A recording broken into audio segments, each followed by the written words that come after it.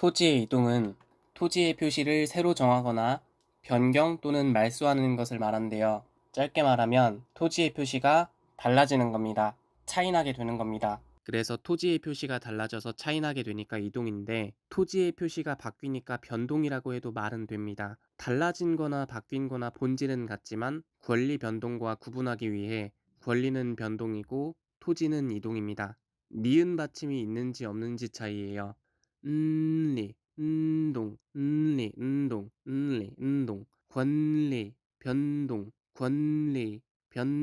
토지, 이동, 권리, 변동. 그래서 토지 이동은 토지의 표시가 차이나게 되는 건데, 그럼 토지의 표시 말고 다른 게 달라지는 건 토지 이동이 아닌 거죠. 즉, 소재, 지번, 지목, 면적, 경계, 좌표, 이 중에 하나 이상이 바뀌는 걸 토지 이동이라고 합니다. 그럼 공시지가가 달라지는 건 토지 이동이다. OX, X예요. 공시지가는 토지의 표시 6개, 소재, 지번, 지목, 면적, 경계, 좌표 중에 없었죠. 그래서 토지 이동이 아니고요. 소유자가 달라지는 건 토지 이동이다. OX, X예요. 사유는 방금과 같습니다. 이제 토지 이동 사유를 하나씩 볼 건데, 토지 이동 사유에 대해 본격적으로 배우는 건 아니고 용어의 정의 파트다 보니 용어의 정의에 기록된 토지 이동 사유를 간단하게라도 설명을 좀 드리겠습니다. 신규 등록부터 볼게요. 신규라는 말 다른 데서 들어봤어요? 어딜 가입할 때 처음 가입하는 건 신규 가입, 신규 가입해서 새로 들어온 회원을 신규 회원이라고 하죠. 그래서 신규는 새롭게 하는 일을 말하고 신규 등록은 지적 공부에 최초로 하는 등록을 말합니다. 그런데 좀 이상하죠? 모든 토지에 대해 필지별로 토지의 표시를 등록해야 되는데 이제 비로소 최초로 등록하는 거면 말이 좀 안 맞지 않아요? 그래서 이건 딱 두 가지 경우입니다.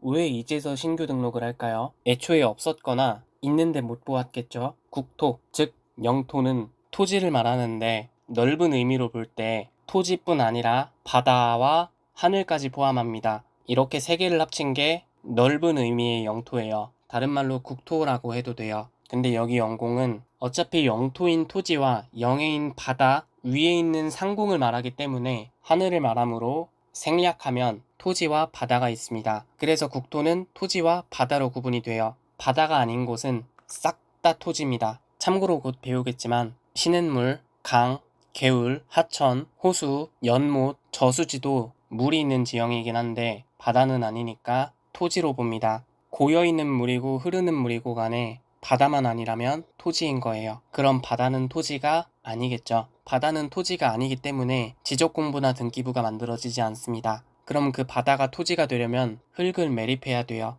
그래서 새로 조성된 토지, 토지가 애초에 없었다가 생겼다면 새로 조성된 토지겠죠. 새로 조성된 토지 중에 대표적인 게 공유수면 매립지예요. 두 번째는 못 본 경우예요. 이건 토지가 애초에 없었으니까 못한 거고, 이건 토지가 애초에 있었는데 그럼 지적공부에 이미 등록되어 있었어야 되는데 등록이 안 된 토지니까 이런 토지를 누락지라고 해요. 누락지는 등록이 누락된 토지를 말합니다. 대표적으로 외딴섬이 있겠죠. 처음이 있으면 끝이 있고 최초가 있으면 최후도 있겠죠. 참고로 용어의 정의에선 안 나왔지만 새로 등록하는 신규 등록도 토지 이동이지만 등록을 없애는 등록 말소도 토지 이동입니다. 두 번째는 등록 전환이에요. 등록을 전환한대요. 말씀드릴 게 앞서서 우리나라의 토지는 크게 토지대장에 글로 주절주절 설명하고 지적도에 그림으로 그려서 설명하는 지역이 있고 임야대장에 글로 주절주절 설명하고 임야도에 그림으로 그려서 설명하는 지역이 있습니다. 처음에 국토를 조사할 때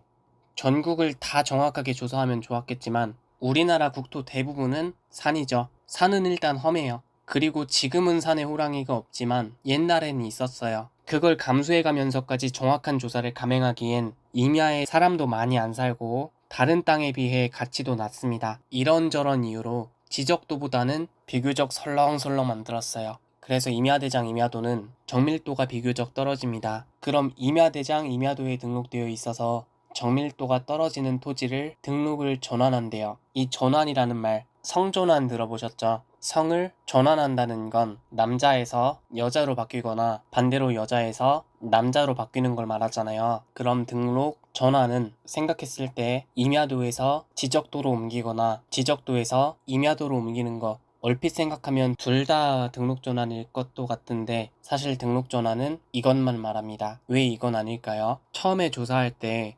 깔끔하게 지적도로만 다 조사했으면 제일 좋았겠지만 조사하는 과정에서 그렇게 못한 거잖아요. 그런데 지금 토지대장 지적도에 있는 토지와 임야대장 임야도에 있는 토지가 나눠져 있다 보니 한 동네를 볼 때 괜히 떼야 되는 장부만 많아집니다. 그래서 언젠가는 지적도에 다 옮길 거예요. 하나로 합치려고 하고 있는데 토지대장에 있던 걸 임야대장으로 옮긴다는 건 거꾸로 가는 거잖아요. 그래서 안 돼요. 그리고 임야대장, 임야도에 있는 토지는 등록된 정밀도가 떨어진다고 말씀드렸습니다. 그럼 등록 전환을 시간 들이고 비용 들여서 하는데 기껏 시간 들여서 정밀도를 떨어뜨릴까요? 아니면 정밀도를 높일까요? 시간 들이는데 정밀도를 떨어뜨리진 않겠죠. 그래서 등록 전환은 임야대장 임야도에 등록된 토지를 토지대장 지적도에 옮겨 등록하는 걸 말하는데 용어의 정의에도 이렇게 써있고 결과적으로 정밀도는 높아지겠죠. 세 번째로 분할입니다. 분할은 아마 토지 이동 중에 가장 많을 거예요. 대표적인 사유가 소유권 이전이 있습니다. 한 필지 일부에 대해 매매 계약을 했다면 토지 분할만 해도 소유자가 바뀐다. OX, X예요. 토지를 분할하던 합병을 하던 토지 이동만으로는 소유자가 바뀌진 않습니다. 우리가 지금 공부하는 분할은 토지의 이동인데 토지의 이동이라는 건 토지의 표시, 소재, 지번, 지목, 면적, 경계, 좌표가 변하는 게 토지 이동인 거잖아요. 그럼 소유자가 바뀌는 건 토지 이동이 아니겠죠. 그래서 예를 들어 노란색이 갑소유 토지, 파란색이 을소유 토지예요. 이 토지 전체를 갑이 소유하고 있었습니다. 그런데 그중 이쪽 부분을 을에게 소유권을 이전하려고 해요. 이 부분의 소유권을 넘겨야 되는데 한 필지 일부의 소유권 이전은 불가합니다. 토지를 분할하지 않고 여기만 이렇게 이전하려고 해도 전체가 퍼지고 한 필지 일부의 소유권만 넘길 수는 없어요. 그럼 뭐부터 해야 돼요? 그래서 분할을 해야 되는데 이렇게 분할을 했을 때까지는 여전히 갑소유 토지인데 분할을 하고 나면 이제 소유권을 이전할 수 있습니다. 분할한 한쪽을 을소유 토지로 비로소 소유권 이전을 할 수가 있는 거예요. 그래서 분할을 법에서는 이렇게 정의하고 있습니다. 지적공부에 등록된 1필지를 2필지 이상으로 나누어 등록하는 걸 말하는데요. 그럼 반대로 2필지 이상을 1필지로 합치는 건 뭐라고 할까요? 합병이라 합니다. 합병은 2필지 이상을 하나로 만드는 게 합병이에요. 그럼 그 한 필지에 소유권 하나가 성립해야 됩니다. 소유권이 성립하려면 애매하지 않아야 돼요. 그래서 경계도 여긴지 저긴지 애매하면 다툼이 생기는 거고 합병을 하는데 이 땅이랑 소유자가 다르면 합병을 했을 때 애매해지는 거예요. 그래서 양 토지의 소유자는 같아야 돼요. 둘 다 갑이 갖고 있던 둘 다 을이 갖고 있던 간에 양 토지의 소유자가 서로 다르면 합병을 할 수가 없습니다. 이거 말고도 몇 가지가 일치해야 되는데 조건을 모두 갖췄다면 둘 사이를 가르고 있는 이 선만 없어지면 하나가 되는 거예요. 그럼 합치고 싶으면 뭐만 없으면 돼요? 경계. 뒤에서 배우겠지만 합병에서의 핵심 키워드는 애매하지 말아야 된다는 겁니다. 다섯 번째 토지 이동 사유는 지목 변경입니다. 토지의 목적, 즉 쓰임새를 변경하는 건데 기존 용도와 다른 용도로 쓸 거라는 거죠. 예를 들어 벼가 이렇게 심어져 있는 곳엔 보통 이렇게 물이 채워져 있어요. 이런 토지를 논이라고 합니다. 논에서는 뿌리가 물 밑에 잠겨 있어요. 그런데 논이랑 다르게 밭은 흙에 묻혀 있습니다. 예를 들어 이 토지에서 벼농사가 아닌 밭농사를 지으려고 해요. 그러면 여기에 흙을 부어야겠죠. 논에 흙을 채워 넣어서 밭으로 만들었다면 토지의 목적이 논에서 밭으로 바뀐 거예요. 그럼 논의 지목은 답이라 하고 밭의 지목은 전이라 합니다. 토지의 목적이 달라졌으니 그걸 등록해야겠죠. 이걸 지목 변경이라 합니다. 대표적인 사유가 지금 한 것처럼 지형을 바꾸는 건데요. 논농사는 물이 많이 필요하지만 밭농사는 밭이 물에 잠기도록 물을 많이 주면 뿌리가 썩어버릴 수가 있습니다. 그래서 논은 밭농사를 짓기 어려운 형상과 성질의 토지예요. 밭농사를 짓기 쉬운 형상과 성질의 토지로 바꾸면 되겠죠. 그게 이 작업이었던 거고 그래서 이렇게 작업하는 걸 토지의 형질 변경이라 합니다. 토지의 형질 변경은 토지의 형상과 성질을 바꾸는 건데 크게 네 가지가 있습니다. 토지가 이렇게 있을 때 토지 형질 변경에는 절토, 성토, 정지, 포장 네 가지가 있는데요. 일단 절토는 토지를 절단하는 겁니다. 토지를 절단한다고 했으니까 왠지 토지가 이렇게 있을 때 이렇게 경계를 나누는 토지 분할을 말하는 것 같지만 사실 좀 더 정확히 말하면 지형을 절단하는 거예요. 예를 들어 여기는 토지가 볼록 튀어나와 있잖아요. 여기를 이렇게 자릅니다. 여기를 자르면 이 부분이 날아가겠죠. 지형을 절단하는 걸 절토라고 합니다. 다른 말로 땅깎기라고 해요. 성토에서 성은 풍성하다 할 때 성이랑 같은 성을 씁니다. 의역하자면 토지를 풍성하게 하는 거예요. 풍성하게 하는 거니까 흙을 깎아내는 거예요? 아니면 흙을 더 붓는 거예요?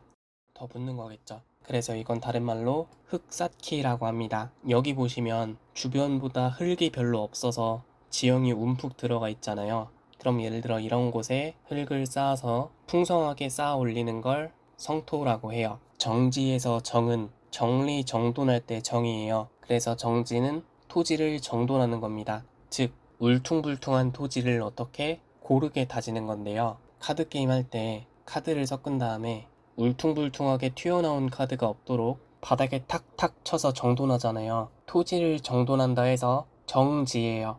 여기도 확대해보면 대충 이런 식으로 울퉁불퉁할 수가 있어요.